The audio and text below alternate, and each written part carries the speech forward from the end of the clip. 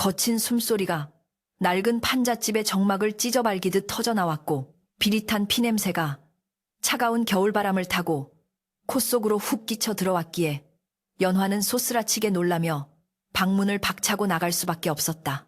칠흑 같은 어둠이 내려앉은 마당 한 구석, 헛간 쪽에서 들려오는 그 기이하고도 위급한 소리는 마치 죽음의 문턱을 넘나드는 짐승의 단말마와도 같아 병약한 소녀의 가슴을 서늘하게 만들었다.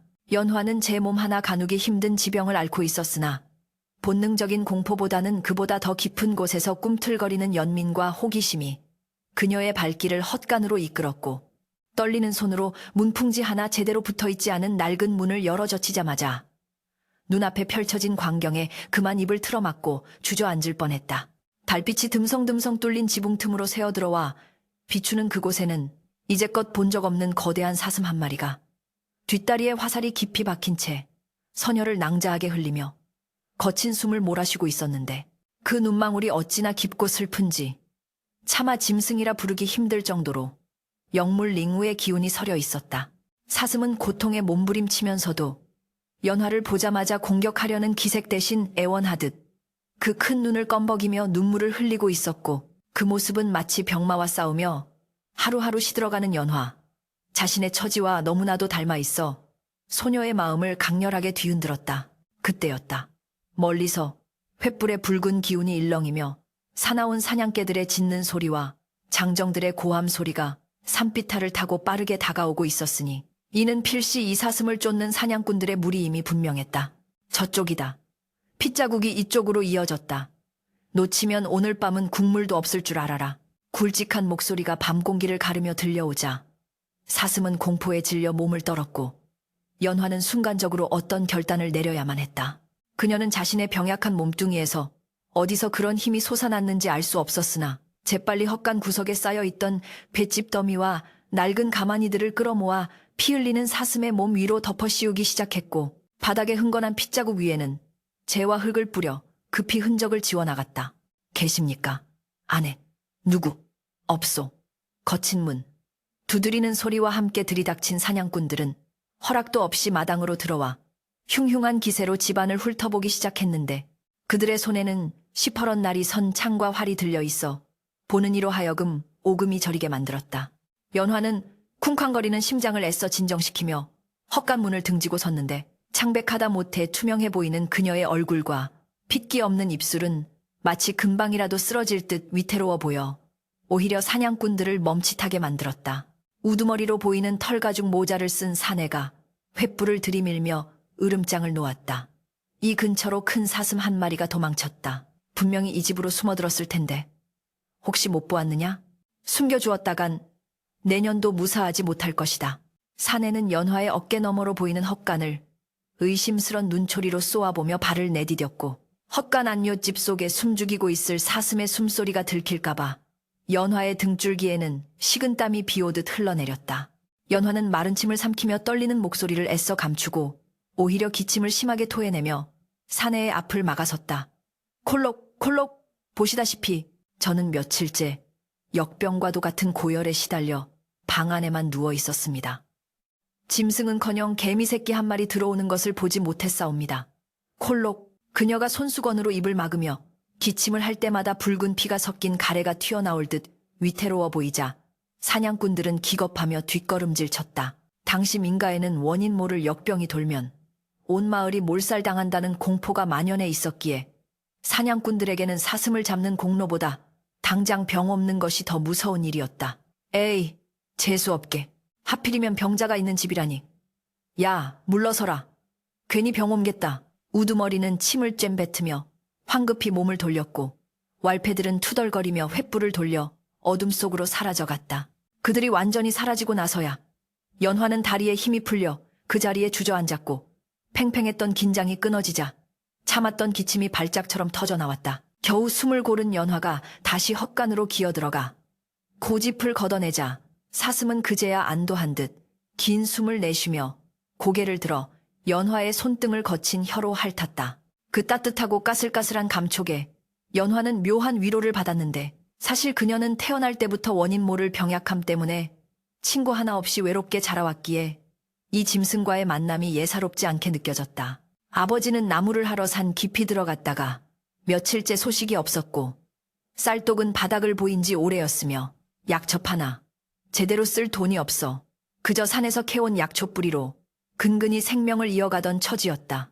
연화는 자신의 찢어진 치맛자락을 찢어 사슴의 다리에 박힌 화살 주변을 조심스럽게 감싸 지혈을 시도했고 사슴은 마치 그녀의 마음을 아는 듯 고통을 참으며 가만히 몸을 맡겼다.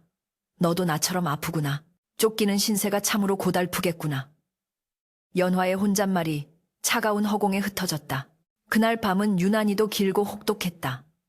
연화는 자신의 얇은 이불을 가져와 사슴에게 덮어주었고 자신은 아궁이 앞에 웅크리고 앉아 식어가는 온기를 쬐며 밤을 지새웠다. 사슴은 가끔씩 신음소리를 냈지만 그때마다 연화가 다가가 쓰다듬어주면 신기하게도 안정을 되찾았다. 짐승과 인간, 서로 다른 종족이지만 고통이라는 공통된 언어를 통해 두 생명은 깊은 유대감을 형성하고 있었다. 새벽녘이 되어 푸르스름한 빛이 창호지에 스며들 때쯤 사슴의 상처 부위에서는 기이한 일이 벌어지고 있었는데 연화의 정성어린 손길이 닿았던 곳에서 미세하게 남아 푸른 광채가 돌며 피가 곱고 살이 차오르는 기적 같은 현상이 일어나고 있었다. 그러나 연화는 이를 눈치채지 못한 채 고단함과 병마에 지쳐 아궁이 옆에서 깜빡 잠이 들고 말았다. 잠시 후 삐그덕거리는 소리와 함께 대문이 열리고 지게를 진 아버지가 들어섰다. 며칠 만에 돌아온 아버지는 패탄 눈에 수염이 덥수룩했고 지게에는 고작 택감 몇 단만이 초라하게 실려 있었다. 연화야, 아비 왔다. 많이 아팠느냐? 아버지는 딸이 누워있는 아궁이 쪽을 보며 죄책감 섞인 목소리로 불렀으나 연화는 깊은 잠에 빠져 대답이 없었다. 아버지가 딸을 깨우려 다가가던 순간 헛간 쪽에서 부스럭거리는 소리가 들렸고 놀란 아버지가 도끼를 집어들고 경계하며 헛간으로 다가갔다. 그곳에는 거대한 사슴이 연화가 덮어준 이불을 두른 채 마치 사람처럼 앉아 아버지를 빤히 응시하고 있었다. 보통 짐승이라면 사람을 보자마자 도망치거나 공격했을 터이나 이 사슴은 그윽한 눈빛으로 고개를 숙여 보이며 마치 인사를 건네는 듯했다. 아버지는 그 신비로운 광경에 압도되어 도끼를 쥔 손에 힘을 잃고 멍하니 서 있을 수밖에 없었다. 연화가 부스스 눈을 떴을 때 아침 햇살이 마당을 비추고 있었고 헛간은 비어 있었다. 놀란 마음에 뛰쳐나가 보니 마당 한가운데에는 사슴이 덮고 있던 이불만이 가지런히 놓여 있었고 그 옆에는 아버지가 망연자실한 표정으로 서 있었다. 아버지, 사슴은요? 그 다친 사슴은 어디 갔어요? 연화의 다급한 물음에 아버지는 숲 쪽을 가리키며 떨리는 목소리로 대답했다. 방금 제 발로 걸어 나갔다. 다친 짐승이라고는 믿기지 않을 만큼 날쌘 몸놀림이었다. 그런데 연화야, 그 짐승이 떠나기 전에 나를 보며 고개를 3번 끄덕이더구나. 마치 고맙다고 인사라도 하듯이 말이다. 연화는 아버지가 가리킨 숲길을 바라보았다. 눈 위에 찍힌 발자국은 숲 깊은 곳으로 이어져 있었고 그 끝에는 알 수 없는 신비로운 기운이 서려 있는 듯했다. 하지만 사슴이 떠난 후 연화의 몸에는 급격한 변화가 찾아왔다. 긴장이 풀린 탓인지 아니면 밤새 찬바람을 쐬며 사슴을 돌본 탓인지 그동안 억눌러왔던 병세가 걷잡을 수 없이 악화되기 시작한 것이었다. 얼굴은 백지장처럼 하얗게 질렸고 숨을 쉴 때마다 가슴속에서 쇳소리가 났다. 고열이 들끓어 온몸이 불덩이처럼 뜨거워졌고 의식은 가물가물해져 아버지를 알아보는 것조차 힘겨워졌다. 연화야, 정신 차려라. 이대로 가면 안 된다. 아버지는 딸을 품에 안고 오열했으나 가난한 살림의 의원을 부를 돈은커녕 약 한 첩 지을 돈도 없었다. 사슴을 살려낸 대가가 고작 이것이란 말인가? 하늘도 무심하시지. 착한 딸에게 왜 이런 시련을 주시는가? 아버지의 절규가 텅 빈 마당을 울렸다. 그날 밤 사경을 헤매던 연화는 꿈을 꾸었다. 꿈속에서 그녀는 안개자욱한 숲길을 걷고 있었는데 저 멀리서 아까 그 사슴이 은은한 빛을 내뿜으며 그녀를 기다리고 있었다. 사슴의 뿔은 마치 거대한 나무처럼 웅장하게 뻗어 있었고 그 끝마다 영롱한 이슬방울이 맺혀 있었다. 사슴은 연화에게 다가와 귓가에 무언가를 속삭였으나 그 소리는 바람 소리 같기도 하고 물 흐르는 소리 같기도 하여 알아들을 수가 없었다. 다만 그 따뜻한 입김이 닿는 순간 가슴을 짓누르던 통증이 씻은 듯이 사라지는 느낌을 받았다. 꿈에서 깬 연화는 가쁜 숨을 몰아쉬며 눈을 떴다. 방 안은 어두웠고 곁에는 지쳐 잠든 아버지의 거친 숨소리만 들려왔다. 이것이 죽음 전의 마지막 평온함일까? 아니면 신락 같은 희망의 징조일까? 창밖에는 휘영청 밝은 보름달이 차갑게 빛나고 있었고 숲에서는 늑대의 울음소리 대신 청아한 사슴의 울음소리가 길게 메아리 쳤다. 연화의 병세는 마치 둑이 터진 강물처럼 걷잡을 수 없이 악화되어 갔다.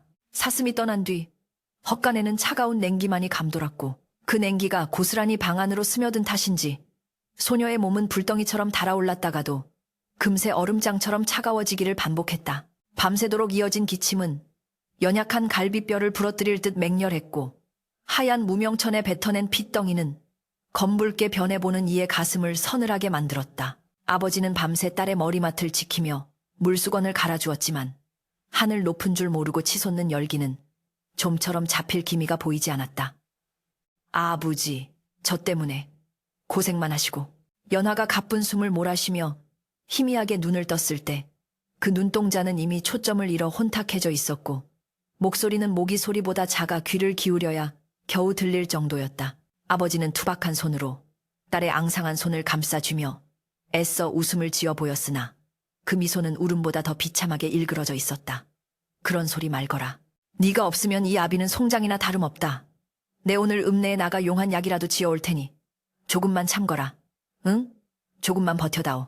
날이 밝자마자 아버지는 집 구석구석을 뒤져보았으나 나오는 것이라고는 먼지 쌓인 빈 단지들과 쥐가 파먹은 낡은 가재 도구들 뿐이었다. 쌀독을 긁어보았지만 손톱 밑에 끼는 쌀겨 몇 톨이 전부였고 돈이 될 만한 물건은 이미 다 팔아치운 지 오래였다. 아버지는 깊은 한숨을 내쉬며 방구석에 소중히 모셔두었던 낡은 헝겊구러미 하나를 꺼내들었다.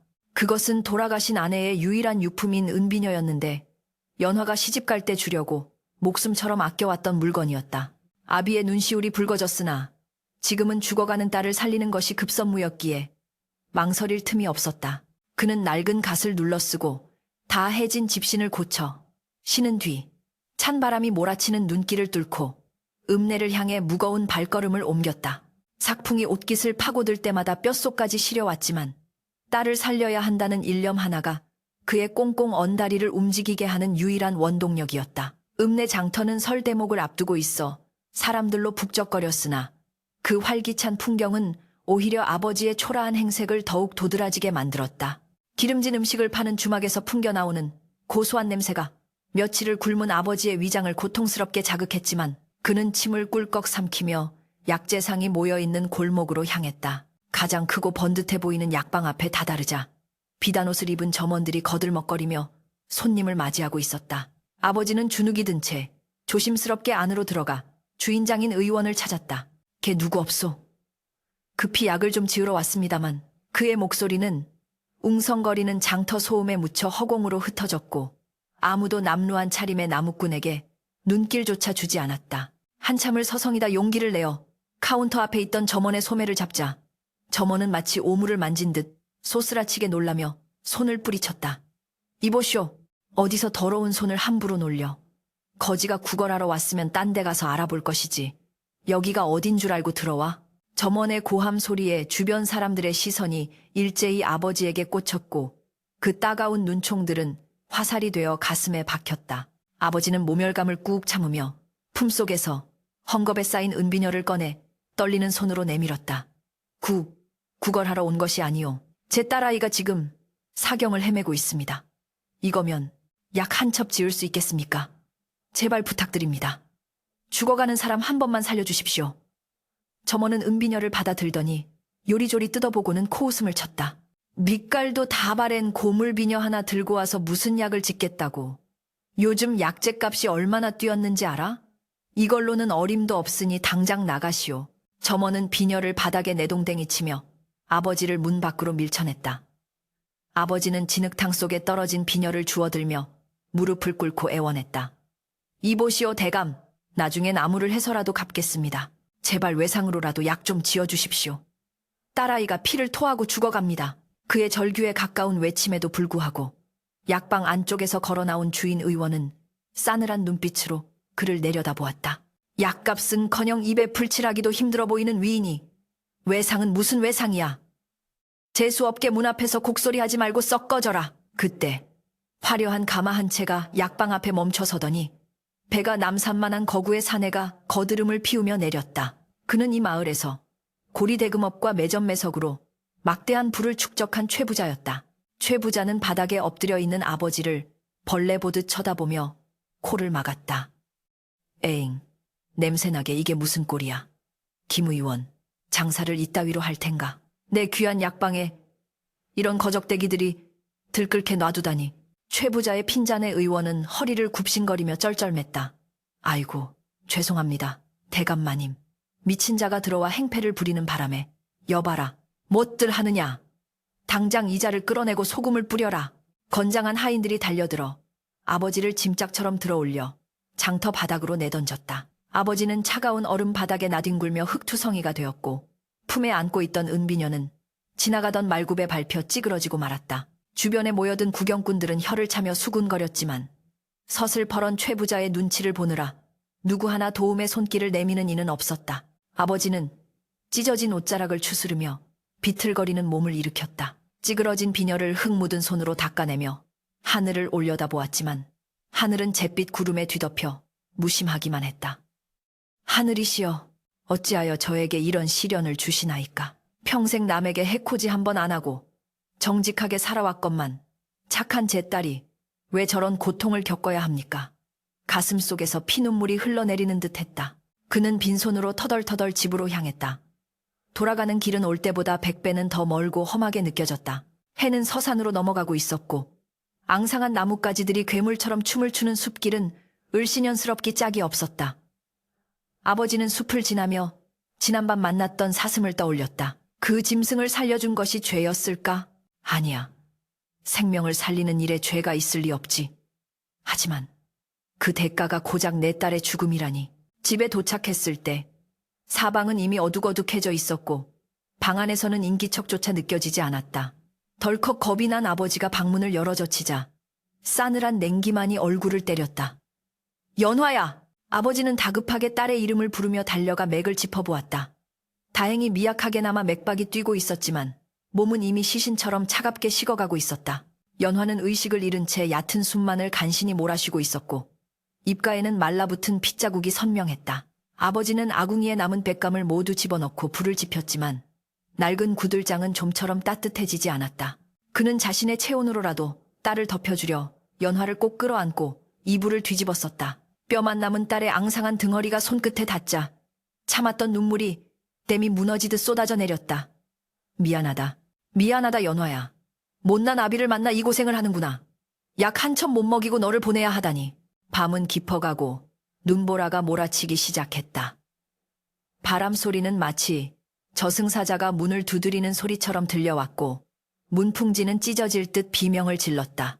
연화의 숨소리는 점점 더 거칠어졌다가 뚝 끊어지기를 반복했다. 아버지는 딸의 손을 잡고 밤새도록 기도하고 또 기도했다. 제발 자신의 수명을 깎아서라도 딸을 살려달라고. 신이 있다면 제발 한 번만 기적을 보여달라고.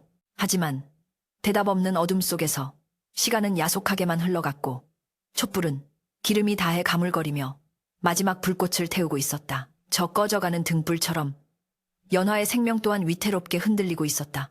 절망이라는 깊은 외미, 두 부녀를 서서히 집어삼키고 있었던 것이다. 아버지는 흐릿해지는 의식 속에서도 딸의 손을 놓지 않으려 안간 힘을 썼으나 극심한 피로와 허기가 그를 덮쳐왔다. 그때 희미하게나마 밖에서 인기척이 느껴졌다. 바람 소리와는 다른 무언가 묵직하고 신중한 발걸음 소리가 마당의 눈을 밟으며 다가오고 있었다. 칠흑 같은 어둠이 온 세상을 집어삼킨 듯 산속의 외딴 판잣집은 정막 속에 고립되어 있었다. 사나운 눈보라는 어느새 잦아들었지만 그 빈자리를 채운 것은 살을 애는 듯한 칼바람과 죽음과도 같은 고요뿐이었다. 아버지는 딸의 차가워진 손을 부여잡고 꾸벅꾸벅 졸다가 화들짝 놀라 깨기를 수차례 반복했다. 가물거리는 호롱불, 심지가 틱 하고 타들어가는 소리조차 천둥 소리처럼 크게 느껴질 만큼 그의 신경은 곤두서 있었다. 이대로, 정말 이대로 끝이란 말이냐. 아버지는 갈라진 입술로 허공에 대고 되뇌었다. 더 이상 흘릴 눈물조차 말라버린 그의 눈은 탁에 들어가 있었고 절망은 묵직한 돌덩이가 되어 가슴을 짓눌렀다. 그때였다. 밖에서 사박하는 소리가 들려왔다. 그것은 바람이 문풍지를 때리는 소리도 아니요. 굶주린 짐승이 먹이를 찾아 헤매는 거친 발걸음 소리도 아니었다. 마치 소미불 위를 걷는 듯 조심스럽고 그러면서도 어딘가 기품이 느껴지는 묵직한 울림이었다. 아버지는 반사적으로 몸을 일으켜 벽에 기대어 두었던 낡은 도끼를 움켜쥐었다. 혹여 산짐승이 피냄새를 맡고 내려온 것은 아닐까 하는 두려움이 엄습했지만 딸을 지켜야 한다는 일념이 공포를 압도했다. 그는 마른 침을 삼키며 문틈으로 밖을 내다보려 했으나 밖은 너무 어두워 아무것도 분간할 수 없었다. 소리는 점점 더 가까워져 마당 한가운데에서 멈췄다. 그리고 잠시 후 투박한 그릇이 돌부리에 부딪히는 듯한 달그락 소리가 고요한 밤 공기를 갈랐다. 그 소리는 기이하게도 맑고 청아하여 듣는 이의 마음을 이상하게도 차분하게 만드는 힘이 있었다. 아버지는 숨을 죽이고 문고리를 잡았다. 손바닥에 식은땀이 흥건했다. 귀신이든 짐승이든 내 딸을 해치려 한다면 목숨을 걸고 막으리라. 그는 비장한 각오로 문을 벌컥 열어젖혔다. 문이 열리자마자 쏟아져 들어온 것은 차가운 밤바람이 아니라 눈이 부실 정도로 환한 은백색의 달빛이었다. 구름이 거친 밤하늘에는 휘영청 밝은 보름달이 중천에 떠 있었고 그 달빛을 오롯이 받아내며 마당 한가운데에 서 있는 존재가 있었다. 그것은 바로 며칠 전 연화가 목숨을 구해준 그 거대한 사슴이었다.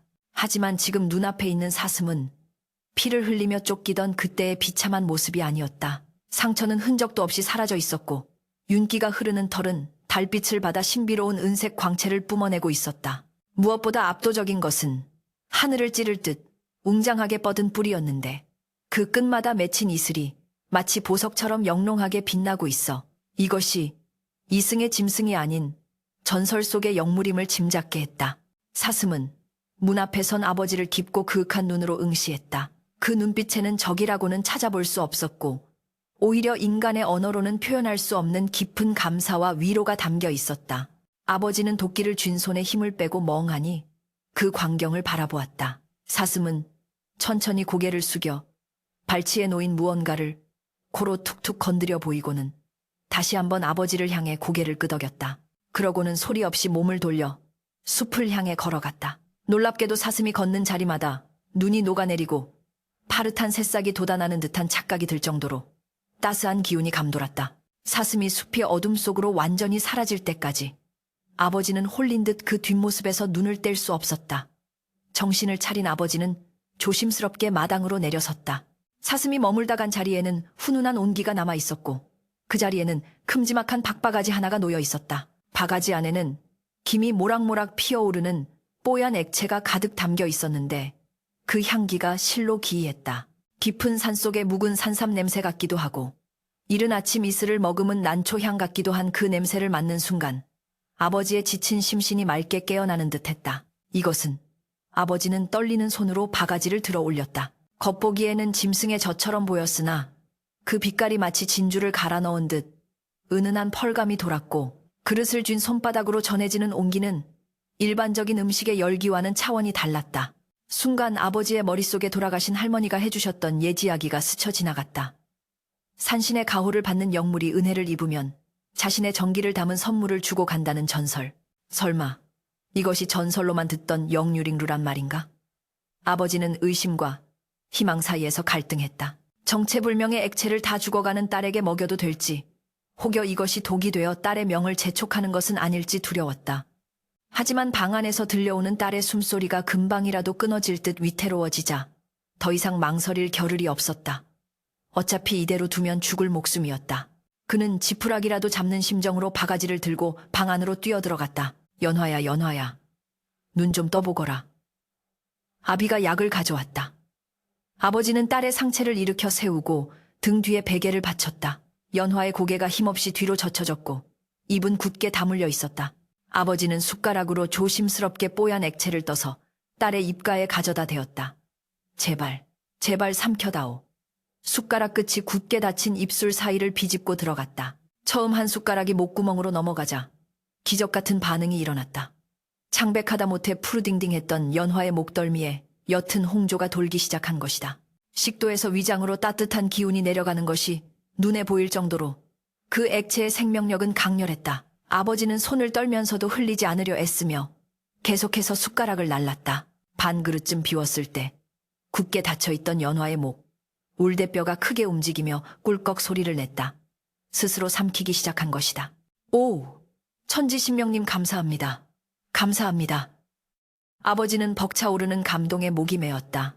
바가지를 아예 딸의 입에 대고 천천히 기울여주자 연화는 본능적으로 젖을 받아 마셨다. 한 방울도 남김없이 다 마시고 나자 방 안 가득했던 퀴퀴한 병 냄새와 피비린내는 사라지고 대신 그윽한 향기가 감돌았다.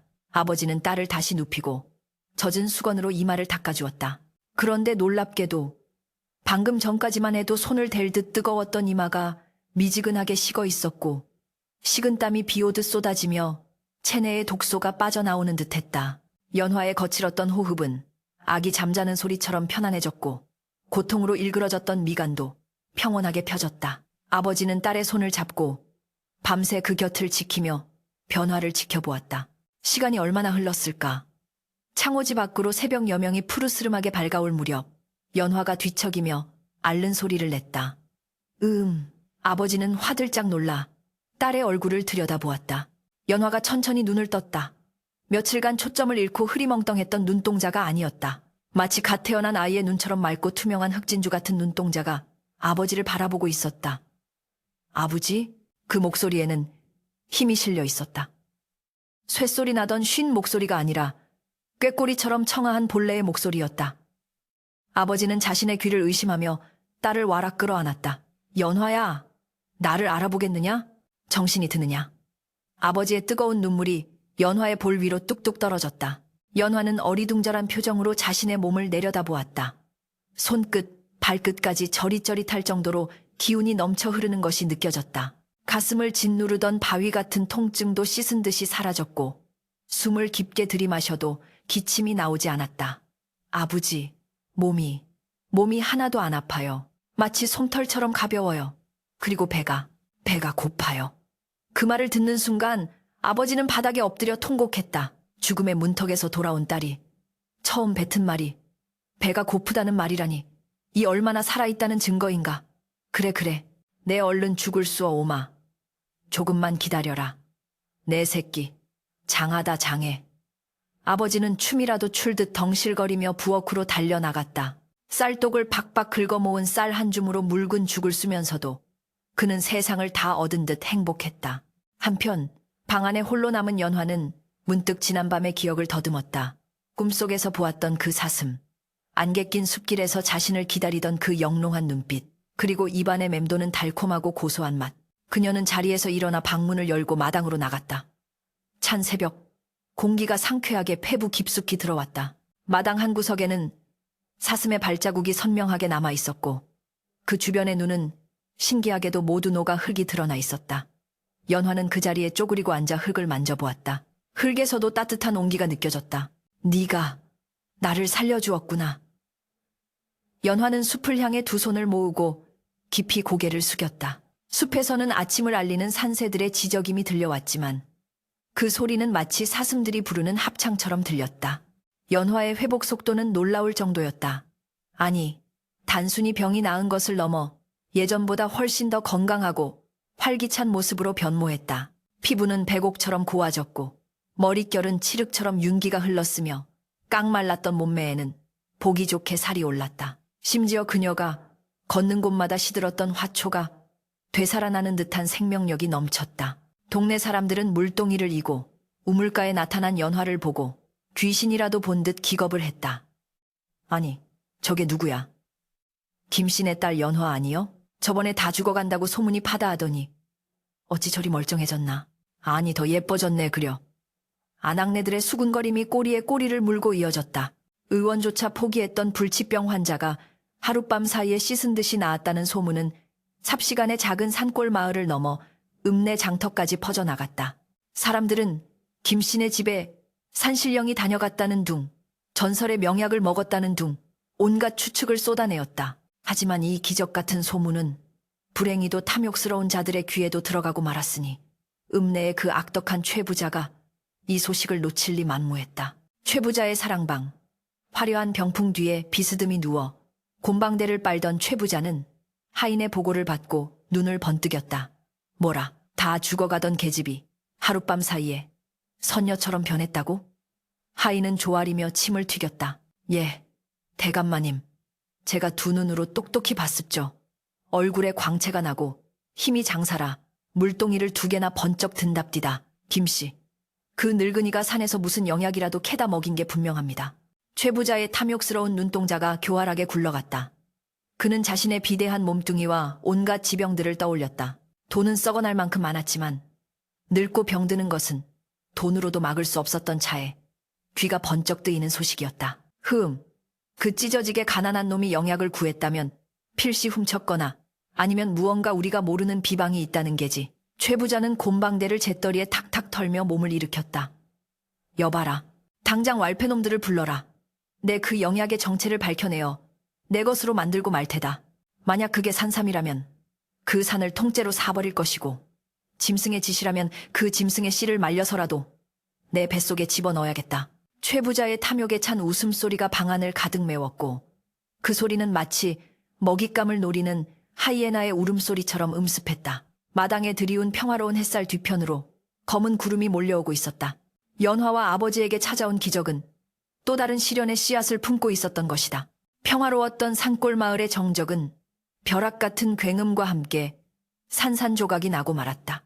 쾅 하는 소리와 함께 김씨네의 낡은 살인문이 힘없이 떨어져 나갔고, 흙먼지가 자욱하게 피어오르는 가운데 험상무는 사내들이 떼를 지어 마당으로 들이닥쳤다. 그들은 하나같이 시퍼런 몽둥이와 육모 방망이를 들고 있었으며 눈빛에는 살기가 등등하여 마치 먹잇감을 노리는 굶주린 승냥이 떼와 다를 바 없었다. 연화와 아버지는 텃밭에서 봄동을 다듬고 있다가 날벼락 같은 상황에 기겁하여 서로를 부둥켜 안았다. 네, 이놈들! 썩 나오지 못할까? 우두머리로 보이는 덩치 큰 사내가 으름장을 놓으며 마당에 놓인 장독을 몽둥이로 내려쳤다. 쨍그랑하는 파열음과 함께 애써 담가놓은 된장이 사방으로 튀었고, 구수한 냄새 대신 비릿한 폭력의 냄새가 진동하기 시작했다. 아버지는 떨리는 다리를 애써 진정시키며 앞으로 나섰다. 뉘신데 대낮에 남의 집에 들어와 행패를 부리시오. 우리는 법 없이도 사는 선량한 백성이오. 선량한 백성. 웃기고 자빠졌네. 사내는 비릿한 웃음을 흘리며 아버지의 멱살을 잡고 거칠게 흔들었다. 내 놈이 죽어가던 딸년을 살려내고 회춘했다는 소문이 읍내 바닥에 파다하다. 그 비결이 무엇이냐? 산삼을 캔 것이냐? 아니면 용의 여의주라도 주운 것이냐? 바른 대로 불지 않으면 이 집구석을 잿더미로 만들어버리겠다. 아버지는 숨이 턱턱 막혀오는 와중에도 필사적으로 고개를 저었다. 억울합니다. 그저 지극정성으로 간호하여 하늘이 도우신 것뿐입니다. 특별한 비방 따위는 없습니다. 그러나 사내는 들은 척도 하지 않고 아버지의 정강이를 걷어찼고, 아버지는 비명을 지르며 바닥에 나뒹굴었다. 아버지! 연화가 비명을 지르며 달려들었지만 다른 왈패가 그녀의 머리채를 휘어잡아 바닥에 내동댕이 쳤다. 흙투성이가 된 연화의 고운 얼굴에는 공포와 분노가 뒤섞여 있었으나 그 와중에도 그녀의 눈빛만은 기이할 정도로 형형하게 빛나고 있어 왈패들을 잠시 주춤하게 만들었다. 그때 왈패들 사이가 갈라지며 호화로운 가마가 마당 한가운데 들어섰다. 가마 문이 열리고 비단 옷을 입은 최 부자가 육중한 몸을 이끌고 내렸다. 그는 뒷짐을 지고 거만하게 주위를 둘러보더니 바닥에 쓰러진 부녀를 내려다보며 혀를 챔챔 찼다. 어허, 거칠게 다루지 말라니까. 귀한 정보를 가진 분들이 아니냐. 최 부자는 기름진 얼굴에 탐욕스러운 미소를 띠며 연화에게 다가갔다. 네가 그 연화로구나. 내 듣자 하니 며칠 전만 해도 송장이나 다름없었다던데 지금 보니 천하절색이 따로 없구나. 피부에서는 광채가 나고 눈동자는 샛별 같으니 이것이 과연 인간의 힘으로 가능한 일이겠느냐. 최 부자는 연화의 턱을 손가락으로 들어 올리며 음흉한 눈빛으로 훑어보았다. 연화는 혐오감에 고개를 퀼돌리며 쏘아붙였다. 더러운 손 치우세요. 당신 같은 탐관오리들이 알 수 있는 이치가 아닙니다. 당장 우리 집에서 나가세요. 최 부자의 얼굴이 순식간에 불그락불그락해졌다. 감히 천한 것들이 대꾸를 하다니. 이 당돌한 년을 보게. 여봐라. 집안을 샅샅이 뒤져라. 쌀독, 아궁이, 천장까지 모조리 뜯어내서라도 그 영약의 흔적을 찾아내라. 최 부자의 불호령이 떨어지자 왈패들은 미친 개처럼 집 안으로 뛰어들어 세간살이를 박살내기 시작했다. 문짝이 뜯겨 나가고 솥단지가 마당으로 내동댕이 쳐졌으며 벽지가 찢겨 나갔다. 아버지는 피눈물을 흘리며 그만두라고 애원했지만 소용없었다. 그러던 중 헛간을 뒤지던 한 왈패가 소리를 질렀다. 대감마님, 여기를 보십시오. 이 털 뭉치를 보십시오. 왈패가 들고 나온 것은 헛간 구석에 떨어져 있던 은은한 빛을 내는 하얀 털 뭉치였다. 그것은 사슴이 흘리고 간 털이었는데 햇빛을 받자 마치 보석가루를 뿌린 듯 영롱하게 반짝였다. 최 부자는 그 털 뭉치를 받아들고 눈을 번뜩였다. 호, 이것은 보통 짐승의 털이 아니다.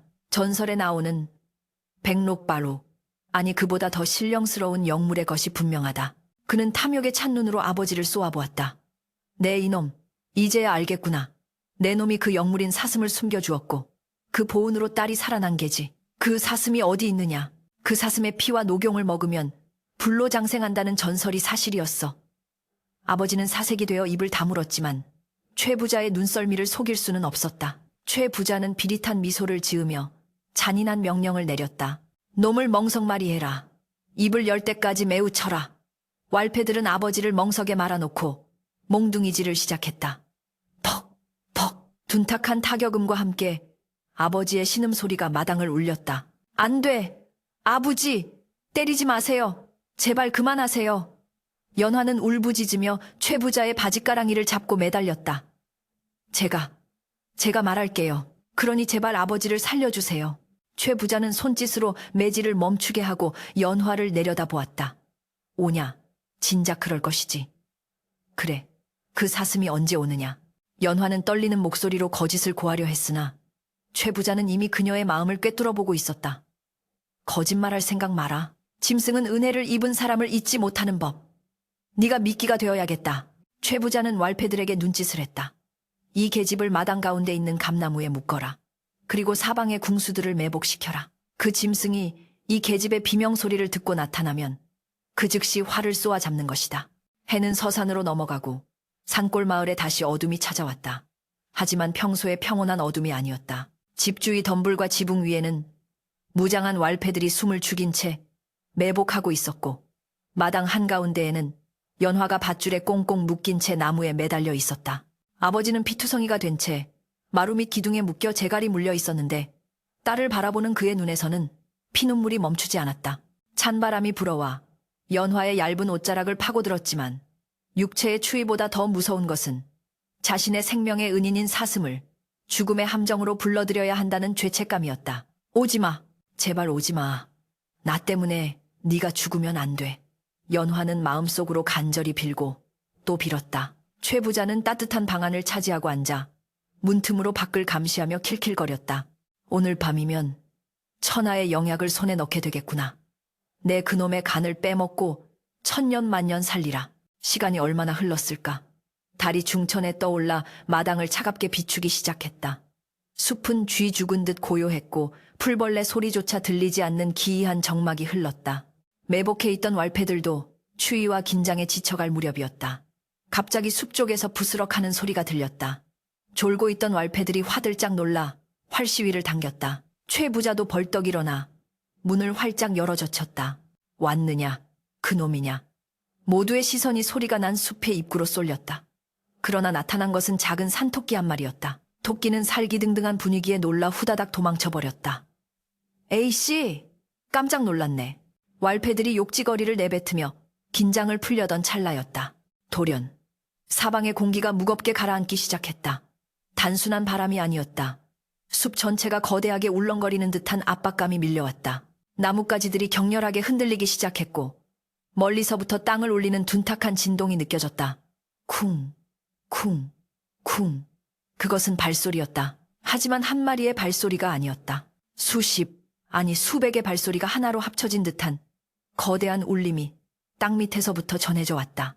연화를 묶고 있던 감나무가 부르르 떨렸고 지붕 위에 숨어있던 궁수들은 중심을 잡지 못해 휘청거렸다. 최 부자의 얼굴에서 웃음기가 사라지고 공포가 서리기 시작했다. 이게 무슨 소리냐? 지진이라도 난 것이냐? 그때 연화가 고개를 들었다. 그녀의 눈에는 두려움 대신 확신에 찬 눈물이 고여 있었다. 그녀는 느낄 수 있었다. 그 익숙한 온기, 생명을 나누어 주었던 그 신비로운 기운이 폭풍처럼 다가오고 있음을. 숲의 어둠 속에서 푸른 안광 이 하나둘씩 켜지기 시작했다. 처음에는 2개, 그 다음에는 10개. 순식간에 수백 개의 푸른 불꽃이 어둠을 수놓았다. 그리고 마침내 숲의 경계를 뚫고 그 존재가 모습을 드러냈다. 선두에 선 것은 연화를 살려주었던 바로 그 거대한 사슴이었다. 하지만 이번에는 혼자가 아니었다. 그의 뒤로 뿔에 도깨비불 같은 푸른 빛을 매단 수많은 사슴 무리가 군대처럼 도열해 있었던 것이다. 우두머리 사슴이 하늘을 향해 고개를 쳐들고 길게 울부짖었다. 쿠아앙!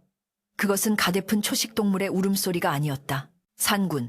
산준인 호랑이조차 꼬리를 내릴 만큼 위험있고 공포스러운 숲의 주인이 토해내는 분노의 포효였다. 그 소리에 매복해 있던 왈패들의 고막이 찢어질 듯했고 몇몇은 공포에 질려 활을 떨어뜨렸다. 최 부자는 다리에 힘이 풀려 주저앉으며 비명을 질렀다. 저것들이 미쳤나. 쏴라.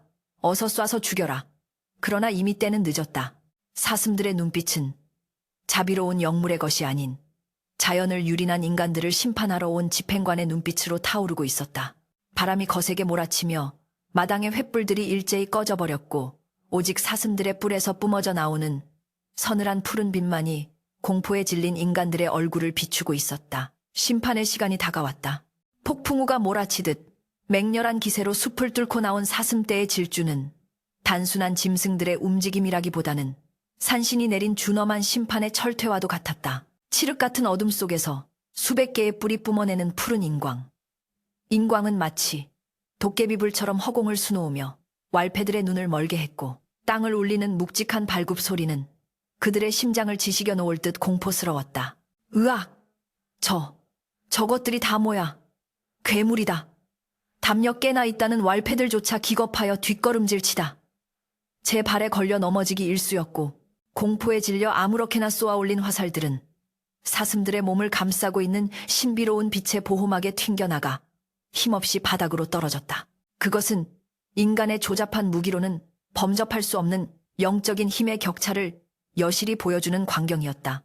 우두머리 사슴, 그 찬란한 은백색의 털을 휘날리며 선두에 선 그 영물은 거침없이 마당 한가운데로 돌진하여 연화를 묶고 있던 감나무 앞을 가로막아 섰다. 그 위용은 마치 전설 속의 기린칠인, 이 강림한 듯 성스러우면서도 두려운 것이었다. 쏘지마! 아니 쏴! 다 쏴 죽여버려! 최 부자는 방 문고리를 붙잡고 비명을 질러댔지만 이미 전의를 상실한 왈패들에게 그의 명령은 들리지 않았다. 사슴떼가 마당을 점령하자 왈패들은 혼비백산하여 담을 넘고 개구멍으로 기어나가며 살 길을 찾아 도망치기에 바빴다. 그들이 도망치는 뒷모습을 향해 사슴들은 날카로운 울음소리를 내지르며 위협을 가했지만 굳이 쫓아가서 살생을 저지르지는 않았다. 그저 그들의 더러운 발길이 이 신성한 공간을 더럽히지 못하도록 쫓아내는 것만으로도 충분하다는 듯 사슴들은 묵묵히 자리를 지킬 뿐이었다. 순식간에 마당은 아수라장에서 정적의 공간으로 변모했고 남은 것은 사시나무 떨듯 떨고 있는 최 부자와 멍석 위에서 고통스럽게 신음하는 아버지, 그리고 나무에 묶인 채 눈물 흘리는 연화뿐이었다.